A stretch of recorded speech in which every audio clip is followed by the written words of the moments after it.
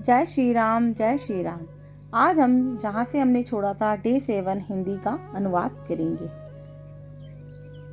श्री राम जी गूढ़ कथा के वक्ता, कहने वाले और श्रोता सुनने वाले दोनों ज्ञान के खजाने पूरे ज्ञानी होते हैं। मैं कलयुग के पापों से ग्रसा हुआ महामूढ़ जड़ जीव भला उसको कैसे समझ सकता था। तो भी गुरु जी के जब बार बार कथा कही तब बुद्धि के अनुसार कुछ समझ में आई, वही अब मेरे द्वारा भाषा में रची जाएगी, जिससे मेरे मन को संतोष हो। जैसा कुछ मुझमें मेरी बुद्धि और विवेक का बल है, मैं हृदय की हरि की प्रेरणा से उसी के अनुसार कहूँगा। मैं अपने संदेह, अज्ञान और भ्रम को हरने वाली कथा रचता हूँ। जल संसार रूपी नदी के पार करने के लिए नाव है। राम कथा पंडितों का विश्राम देने वाली है, जब मनुष्य को प्रसन्न करने वाली है, कलयुग के पापों को नाश करने वाली है। राम कथा कलयुग रूपी सांप के लिए मोरनी है और विवेक रूपी अग्नि के लिए प्रकट करने के लिए अरणी मंथन के जानने वाली लकड़ी है। अर्थात इस कथा से ज्ञान की प्राप्ति होती है। राम कथा कलयुग में सब मनोरथों को पूर्ण करने वाली है। कामधेनु गो है और सज्जनों के लिए सुंदर संजीवनी जड़ी है। पृथ्वी पर यही अमृत की नदी है। जन्म मरण भय का नाश करने वाली है और भय रूपी मेंढकों को खाने के लिए सर्पणी है।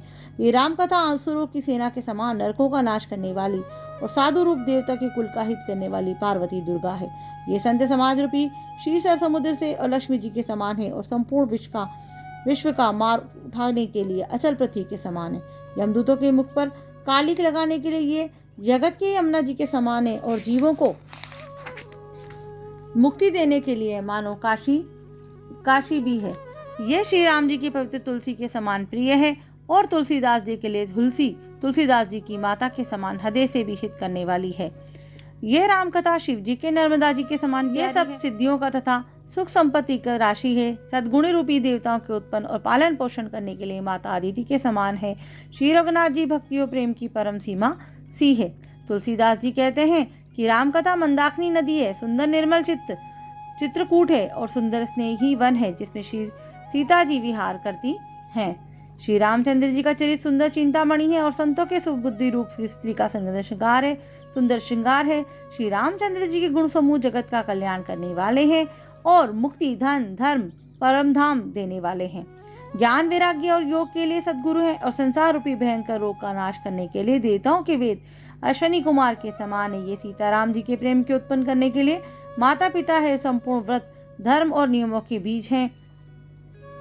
पाप, संताप और शोक का नाश करने वाले तथा इस लोक और परलोक के प्रिय पालन करने वाले हैं। विचार ज्ञान रूपी राजा के शूरवीर मंत्री और लोभ रूपी अपार समुद्र को सोखने के लिए अगस्त्य मुनि हैं। भक्तों के मन रूपी वन में बसने वाले काम, क्रोध और कलयुग के पाप रूपी हथियारों को मारने के लिए सिंह के बच्चे हैं। शिव जी के पूज्य और प्रियतम अतिथि है और दरिद्रता रूपी दानव के बुझाने के लिए कामना पूर्ण करने वाले मेघ है। विश्व रूपी सांप का जहर उतारने के लिए मंत्र और महामणि है। ये ललाट पर लिखे हुए कठिनता से मिटने वाले बुरे लेखों मंत्र प्रारब्ध को मिटा देने वाले हैं। अज्ञान रूपी अंधकार के हरण करने के लिए सूर्य किरणों के समान और सेवक रूपी धान के पालन करने के मेघ के समान है। मनोवांछित वस्तु देने में श्रेष्ठ कल्पवृक्ष के समान और सेवा करने में हरि के समान सुलभ और सुख देने वाले हैं। सुकवि रूपी शरद ऋतु के मन रूपी आकाश में सुशोभित करने के लिए तारागण के समान श्री राम जी के भक्तों के तो जीवन धन्य ही है। संपूर्ण पुण्यों के फल महान भोगों के समान है। जगत का छल रहित यथार्थ हित करने में ही साधु संतों के समान है। सेवकों के मन रूपी मान सरोवर के लिए हंस के समान है और पवित्र करने में गंगा जी के तरंग मालाओं के समान है।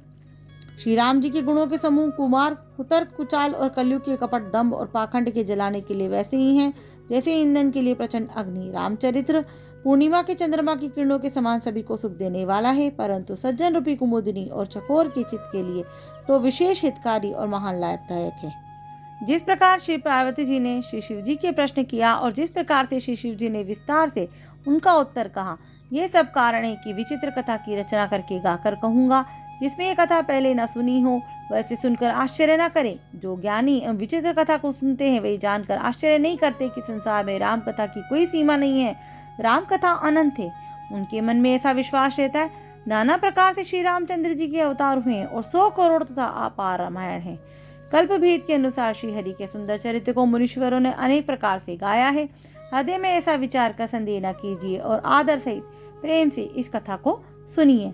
श्री रामचंद्र जी अनंत है और उनके गुण भी अनंत है और उनकी कथाओं का विस्तार भी असीम है। अतएव जिनके विचार निर्मल है वे इस कथा को सुनकर आश्चर्य नहीं मानेंगे। इस प्रकार सब संदेहों को दूर करने और श्री गुरु जी के चरण कमलों की रज को सिर पर धारण करके मैं पुनः हाथ जोड़कर सबसे विनती करता हूँ, जिससे कथा की रचना में कोई दोष स्पर्श न करने पाए। अब मैं आदर पूर्वक श्री शिव जी के सिर नवाकर श्री रामचंद्र जी के गुणों की निर्मल कथा कहता हूँ। श्री हरि के चरणों में सिर रखकर संवत 1631 में इस कथा का आरंभ करता हूँ। चैत्र मास की नौमी तिथि मंगलवार को श्री अयोध्या जी में ये चरित्र प्रकाशित हुआ।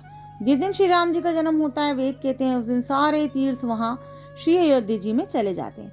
असुर, नाग, पक्षी, मनुष्य, मुनि और देवता सब अयोध्या में आकर श्री रघुनाथ जी की सेवा करते हैं। बुद्धिमान लोग जन्म का महोत्सव मनाते हैं और श्री रामचंद्र जी की सुंदर कीर्ति का गान करते हैं। सज्जनों के बहुत से समूह उस दिन श्री सरयू जी के पवित्र जल में स्नान करते हैं। हृदय में सुंदर श्याम शरीर श्री रघुनाथ जी को ध्यान करते हुए उसके नाम का जप करते हैं। वेद पुराण कहते हैं कि श्री सरयू जी का दर्शन, स्पर्श, स्नान और जलपान पापों को हरता है। बस यही नदी बड़ी पवित्र है।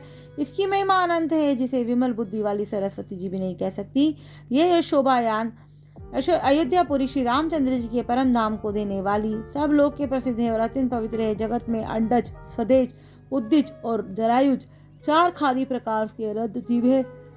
इनमें से जो कोई भी अयोध्या जी में शरीर छोड़ते हैं वे फिर संसार में नहीं आते, जन्म मृत्यु के चक्कर से छूटकर भगवान के परम धाम को निवास करते हैं। इस अयोध्यापुरी को सब प्रकार से मनोहर, सब सिद्धियों की देने वाली और कल्याण की खान समझकर मैंने इस निर्मल कथा का आरंभ किया, जिसके सुनने से काम, मद और दम्भ नष्ट हो जाते हैं।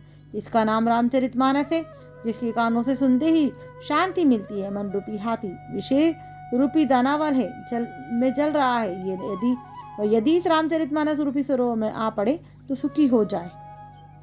ये रामचरितमानस मुनियों को प्रिय है। इस सुहावने और पवित्र मानस की शिव जी ने रचना की है। ये तीनों प्रकार से दोषों, दुखों और दरिद्रता को तथा कलियुग की कुचालों और सब पापों का नाश करने वाला है। श्री महादेव जी इसको रचकर अपने मन में रखा था और सुअवसर पाकर पार्वती जी ने कहा, इसी से शिव जी ने इसको अपने हृदय में देखकर और प्रसन्न होकर इसका सुंदर रामचरितमानस नाम रखा। मैं उसी सुख देने वाली सुहावनी राम कथा को कहता हूँ। हे सज्जनों, आदर पूर्वक मन लगाकर इसे सुनिए। ये रामचरितमानस जैसा है जिस प्रकार बना है और जिस हेतु से जगत में इसका प्रचार हुआ, अब वही सब कथा में श्री उमा महेश्वर स्मरण करके कहता हूँ। जय श्री राम, जय श्री राम।